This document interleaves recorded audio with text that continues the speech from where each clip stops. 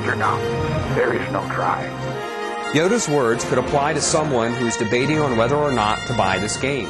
Super Return of the Jedi by JVC is better than most games on the market, including Super Star Wars and Super Empire Strikes Back.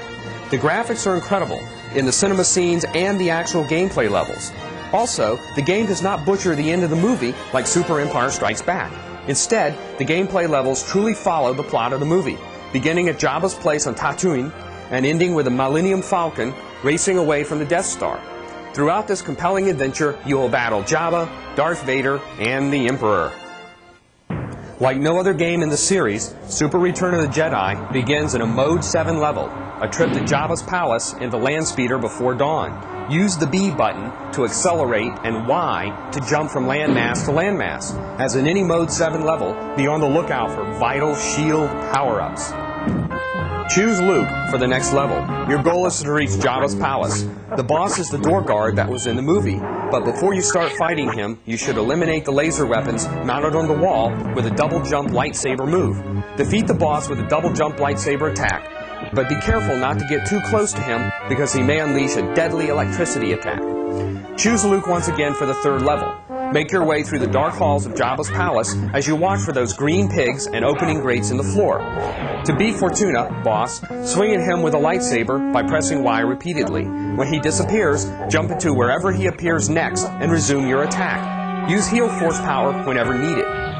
The next level should present no problem, but the Rancor pit is another story. Bust through the gray clutter of claws and rumble with a double jump lightsaber move. Be sure to get all the R2-D2 save points. When you reach the evil Rancor, Jabba's pet, you'll die. Hey, that's life. Choose to continue as Han Solo, whose weapon is a powerful blaster. Be sure to get all the hearts and health meter power-ups that are suspended in the air in the big open area before Rancor. To defeat this evil beast, lure him to the left side of the screen and get behind a small mound of dirt. From this corner, face right and shoot your blaster without stopping. The constant firing will hit Rancor and never miss, so as long as you stay where you are and keep firing, Rancor's energy meter will decline rapidly and Jabba will soon be without his baby. Defeat Jabba with Han's blaster just as you did with a Rancor. Jabba will belch frogs. Remember when he ate them in the movie? But the frogs will fall right onto your blaster fire. The battle with Jabba is awesomely fun, but after his demise, the plot will shift to Endor. After some cool cinema scenes, you'll enter the speeder bike level. Stay away from stormtroopers until they move in front of you. Only then should you shoot them. Try not to miss any hearts, or especially shield power-ups. After you destroy each stormtrooper, you'll arrive at the Ewok village. The next two levels can only be played with Wicket the Ewok. The furry little creature's only weapon is a bow and arrow. Make your way to the top of the screen and head right to the boss. Try to stay on the left side of the screen when battling the boss and shoot arrows at him. If the boss hovers above your head, shoot some arrows directly up at him. Dragonflies haunt Wicket's next level. To climb the big tree, shoot an arrow into it, then get the arrow. Shoot more arrows, and if you're positioned correctly, you'll automatically bounce up to a higher arrow you just shot. Continue to shoot arrows until you reach the top of the tree. Watch out for a stormtrooper. Luke will tell Leia that he must confront Vader, hence the next level. You'll need to ride several moving platforms to reach the area which leads to the boss. If you have played Super Empire Strikes Back, you will recognize the boss. This version of the robot, however, is much easier to defeat. Whoa! Another awesome and amazing Mode 7 level becomes your next challenge. You control a swiveling gun on top of the Millennium Falcon, and the objective is to shoot all the TIE fighters.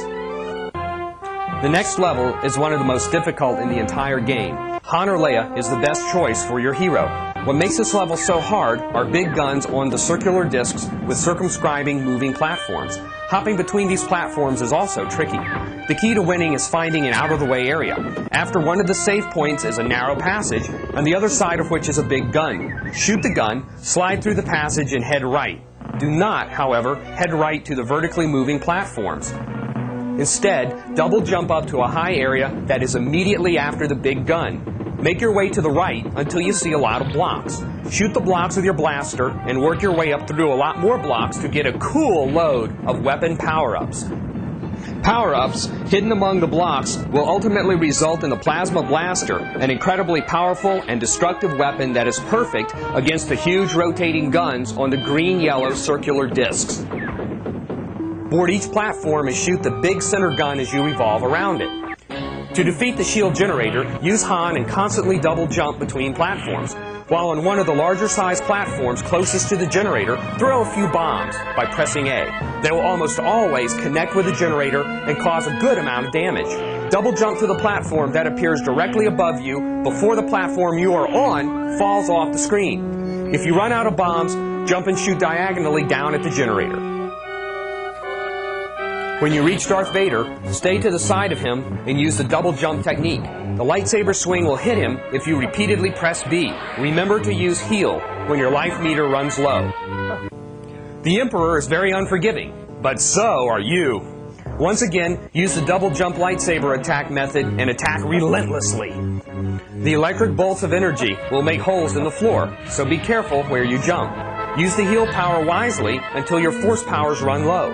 To refill the force power meter, allow your lightsaber to hit one of the rectangular tank-like objects that are positioned at intervals along the floor. Inside most of these containers are force power-ups.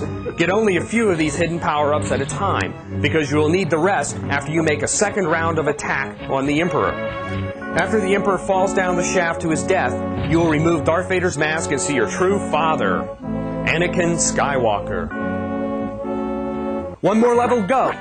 The game ends as it began, with a Mode 7 level. You must guide the Millennium Falcon through the inner trenches of the Death Star to, first, blow up the main reactor, and second, exit the Death Star before the resulting fire engulfs the Falcon. All you really need to know is that one of the trenches is shaped like this. Since this trench appears at a different angle than that is shown, you may fail to see how the Falcon could fly through it.